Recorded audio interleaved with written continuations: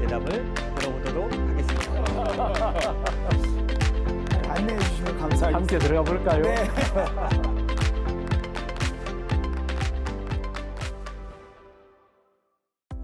안녕하세요. 목사님 궁금해요. 유희성 목사입니다. 오늘도 우리 성도님들께서 궁금해하실 만한 질문을 가지고 카메라 앞에 섰습니다. 자, 오늘의 주제는 조금 무거울 수 있는 주제인데요. 그리스도인과 우울증이라는 주제입니다. 그리스도인과 우울증, 너무 서로 안 어울릴 만한 단어들인데 교회 안에서 특별히 요즘 현대사회에서 이 정신질환을 앓고 있는 분들이 굉장히 증가되는 추세이기 때문에 교회 안에서도 자주 이슈가 되는 것 같습니다.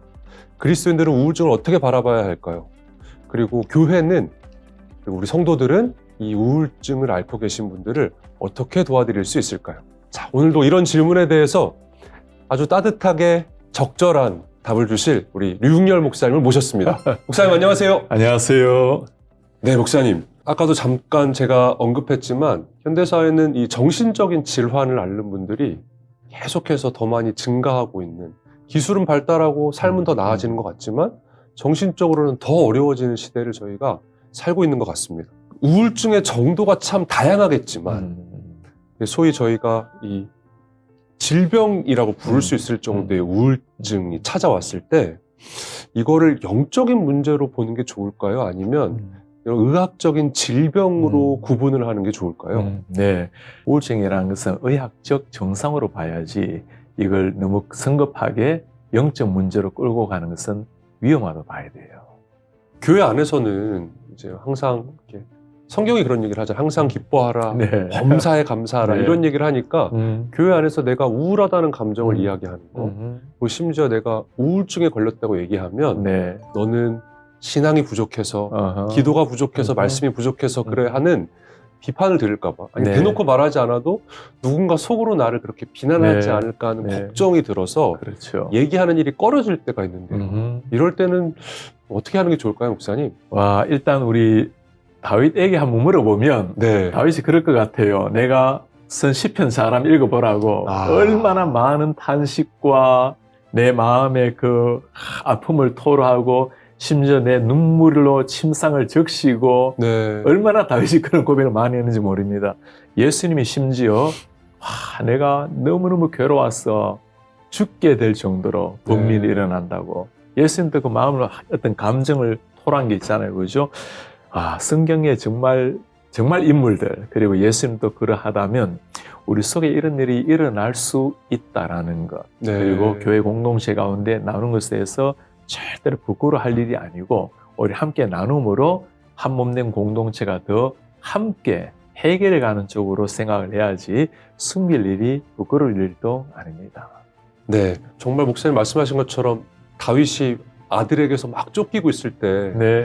요즘 같은 검사 받아보면 정말 어쩌면 우울증에 가까운 진단을 네. 받았을지도 모르겠다는 그럼요. 생각이 듭니다. 예. 시편을 읽는 게 도움이 되겠네요, 목사님. 그럼요. 예. 네. 시편에 보면 네. 기쁨 그리고 즐거움, 예배, 환희도 나오지만 상당히 많이 네. 탄식, 아픔, 또 속에 엉그러진 것들을 털어내는 것 다 나와요. 우울증을 그런데 실제로 앓게 되면 사람들을 만나는 게 되게 부담스러워지고 어려워진다라고 합니다. 말을 한다거나 자기 얘기를 꺼낸다거나 누군가 관계하는 것 자체를 부담스러워하는 경우가 생기는데 이럴 때는 좀 어떻게 이분들이 도움을 얻을 수 있을까요?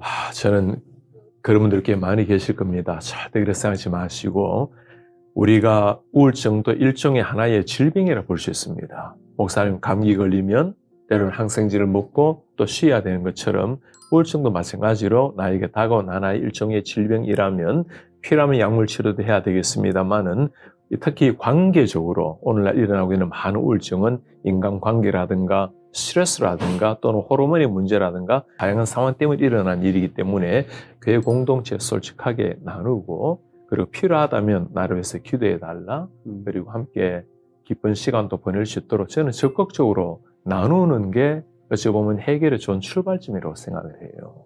네. 목사님, 그러면 이 나누는 일에 있어서 우울증이 심해질 때 이제 교회의 목회자분이나 음. 상담사분을 찾아가는 게 좋을까요? 아니면 네. 의사 선생님을 찾아가는 게 우선이 될까요? 다 필요합니다. 그죠? 네. 상담, 그 다음에 목회, 그 다음에 의학적 세 가지 다가 필요한데 저는 가능하다면 먼저 목사님과 한번 대화를 나눠보라고 말씀드리고 싶어요.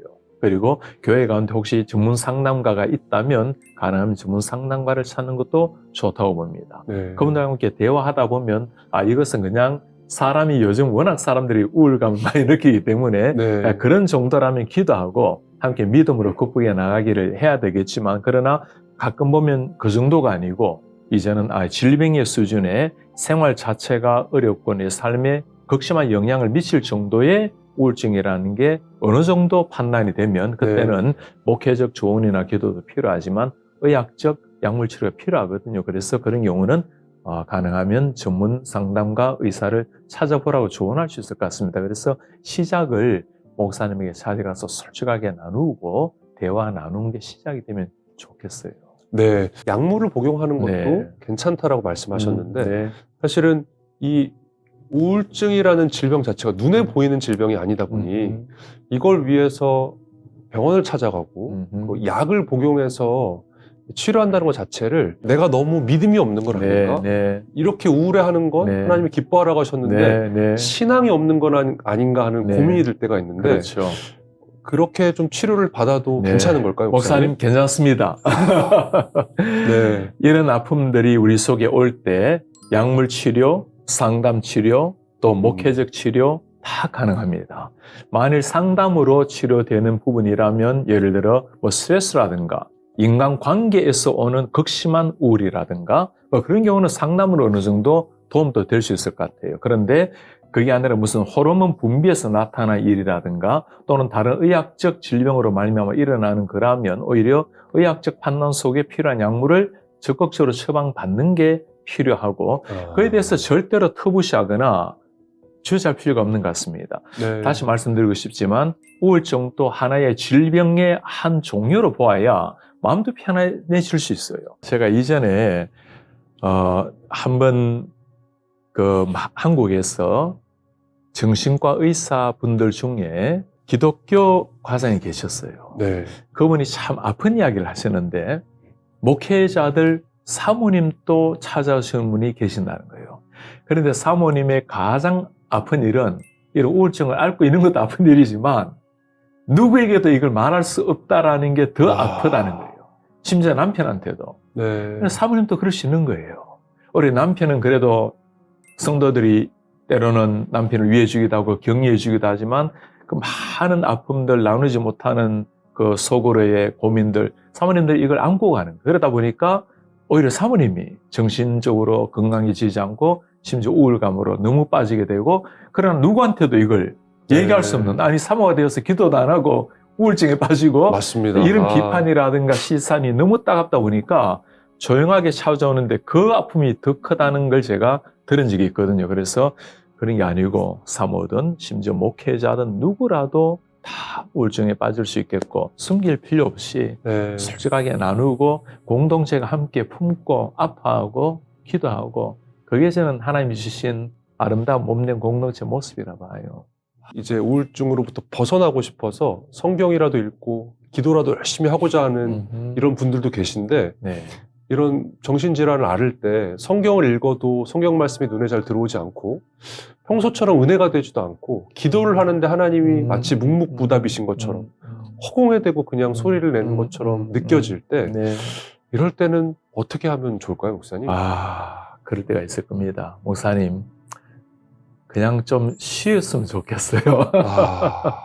너무 뭘 하려고 하지 말고 하나님께 너무 기도하고 말씀에 막 말씀 붙들고 주님 나를 고쳐달라고 지금 왜 이렇게 안 되냐고 또 더 수렁으로 빠지게 되고 목사님, 하나님 우리에게 바라시는 것은 하나님 잠잠하게 바라보고 열정 내에 사는 것도 좋지만 그러나 하나님 제가 지금 일어날 힘도 없습니다. 그냥 세상이 다 귀찮으십니다. 마음이 극복이 안 됩니다. 솔직하게 이야기하고 저는 오히려 무릎 꿇고 기도하는 시간 좋은데 그냥 덜러 나가라고 말하고 싶어요. 바람 소리를 들으면서 하나님이 만드신 하늘의 태양을 바라보면서 그리고 혹시 새소리라도 들리면 네. 하나님이 나를 위해서 저렇게 새 노래하게 하시는구나. 들에 핀 조그만한 풀포기 꽃송이 하나 보면 하나님이 나를 위로하시는 꽃송이구나. 그리고 맛있는 찻집에 가서 커피 한 잔 조용하게 네. 했으면 좋겠어요. 우리가 다들 누구와 함께 이렇게 시간 보내지 홀로 조용하게 보낼 시간이 거의 없잖아요. 그러니 네. 들판으로 한번 산책하시고 호노지간 곳에 가서 호주간 곳에 가서 커피 한 잔 마시다 보면 또 잠잠하게 마음이 가라앉을 수 있고 그래서 너무 막 뭘 하려고 함으로 극복하려고 하는 것보다 오히려 그런 열심분주한 현상에서 현실에서 조금 떨어져 나와서 네. 자기를 위한 자기를 스스로 위하는 시간을 차라리 가지라 말하고 싶어요. 목사님, 뭔가 우울증을 개선하고 이렇게 치료가 되려면 네. 거창하게 이렇게 대단한 일을 해야 될 것 같은 부담이 늘 있었는데 네. 그런 게 아니라 네. 자꾸 사소한 일부터 한 걸음 네. 한 걸음 자신을 돌아볼 수 있는 네. 고요한 시간을 갖는 게 필요하다. 참 정말 그런 것 같습니다. 제가 시편 말씀에서 참 위로를 받는 말씀이 있는데 특히 다윗의 말씀이 참 위로가 되는 게 많아요. 나의 영혼이 잠잠히 하나님을 바라며.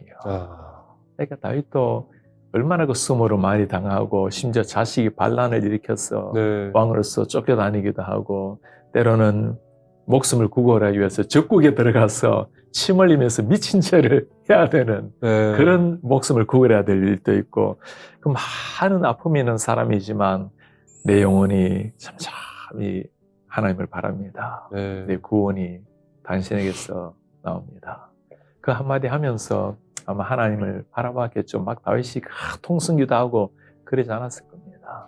하나님께서 그 다윗에게 찾아오셔서 만나주시고 또 등 두드려 주시고 다윗도 일어나는 거예요. 그렇네요, 목사님. 다윗이 오늘 같은 시대에 살았으면 그래서 병원에 갔다면 어쩌면 어느 정도 우울감을 가지고 있었다라고 얘기를 들었을 수도 있겠습니다. 네, 상황만 보면요. 예, 그렇죠.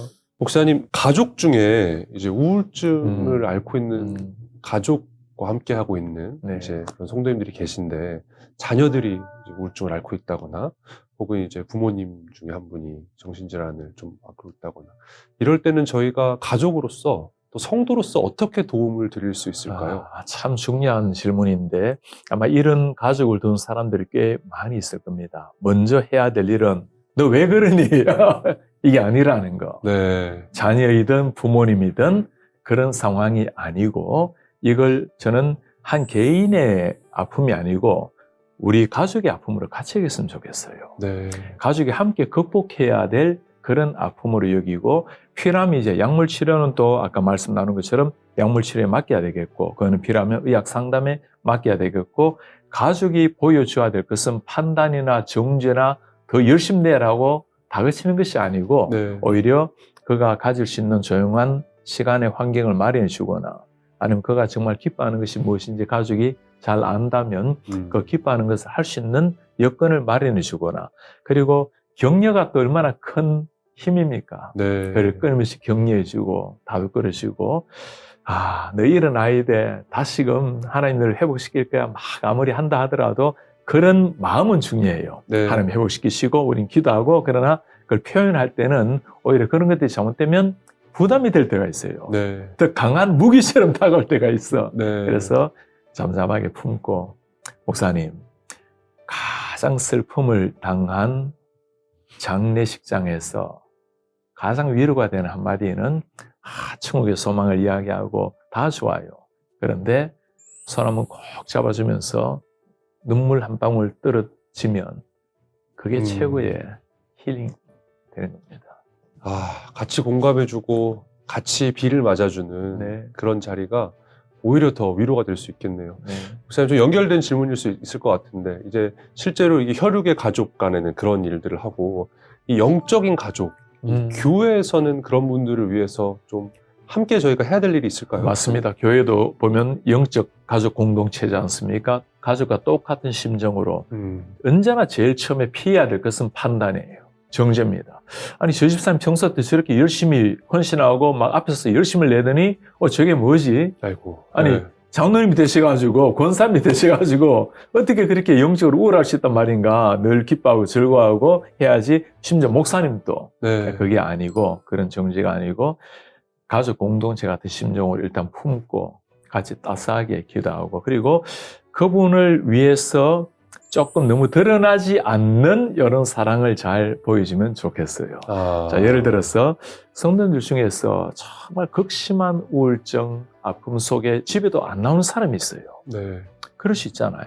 심지어 가족도 안 만나. 네. 자, 그럴 경우에 음식을 싸들고 가서 격려한다고 띵동하고 들어가서 그분을 만나고 격려해주고 기도해주고 좋아요. 그것도. 그러나 그보다는 차라리 조용하게 음식 문 앞에 놓아두고 집사님 식사 잘 하십시오라고 사진 하나 찍어 보내면 저는 그게 오히려 더 큰 힘이라 봐요. 아, 네. 교회가 당신 곁에 같이 있습니다. 예. 라는 걸 좀 표현해주는 아주 좋은 방법일 것 같습니다, 목사님. 우울증을 지금 여전히 이제 우울증으로 아파하고 계시고 또 고생하고 계실 성도님들이 저희 오늘 시청자분들 중엔 계실 것 같아요. 목사님께서 그런 분들께 좀 해주고 싶으신 이야기가 있을까요? 그럼요. 아마 영상 보는 분들 중에서도 많은 분들이 우울감을 느끼는 사람도 있을 테고 그리고 현대인들은 심지어 대부분이 우울감을 느낀다 할 정도로 네, 그렇다고 아주 들었습니다. 많습니다. 네. 그런가 하면 내 자신을 통제할 수 있을 정도로 삶의 어려움을 겪을 정도로 진짜 의학적 우울증을 앓는 분들도 계실 텐데 저는 먼저 그렇게 말씀드리고 싶습니다. 하나님이 지금 나 있는 모습 그대로 사랑하고 계시다는 거. 그걸 여러분 꼭 잊지 마시기 바랍니다. 내가 어떤 상황에 가장 처참한 상황에 무너져 있다 하더라도 여전히 하나님이 내 손을 붙들고 계신다라는 것. 그 다음에 하나님은 내가 잘 일어나기를 또한 기대하고 계십니다. 이 상황에서 지나가는 것이 아니라 이 아픔의 어둠이 다 지나가고 이겨내기를 바라실 텐데 우리 하나님께서는 나를 위해서 지금도 말할 수 없는 탄식으로 성령께서도 기도하고 계시고 혹시라도 이런 분들이 계신다면 여러분들의 가족과 또는 교회 공동체 솔직하게 대화를 나누고 함께 기도를 받았으면 좋겠어요. 그리고 당신은 참 소중한 분입니다. 우리가 늘 하는 얘기가 있잖아요. 우리 한 사람 한 사람은 스페셜한 소중한 존귀한 존재라는 것. 그래서 이때야말로 그래 나는 존귀한 존재라는 걸 다시 확인하고 그리고 여러분들을 소중히 여겼으면 좋겠어요. 지금까지 당신은 열심히 내서 뛰어왔습니다. 학생이든 직장인이든 주부든 아니면 교회 목회자든 나름대로 다 우리 열심히 내서 뛰어왔잖아요. 그러다가 어쩌다 보니 참 나도 통제할 수 없는 이런 아픔을 누릴 때가 있는데 그때 조금 멈춰서서 괜찮다고 괜찮아질 거야. 그러니 조금 여유 있는 시간을 가졌으면 좋겠어요. 열심히 안 낸다고 태만한 거 아닙니다. 기도 깊이 못한다고 믿음 없는 것도 아니에요. 그러니 하나님 앞에 시간을 한번 들여보시고 당신을 위한 소중한 시간을 한번 가져보시길 바랍니다. 그러다 보면 조금씩 좋아지리라 보고 아침에 일어나면 창문을 열고 더 좋은 것은 밖에 나가서 태양을 한번 보세요. 네. 오늘도 떠오른 태양을 보면서 와, 한날을 부여받았구나. 하나님께 감사하는 마음을 한번 시작해 보시기 바랍니다. 네, 목사님. 오늘도 너무 이 따뜻하고 격려가 되는 말씀 참 감사합니다. 감사합니다, 목사님. 감사합니다.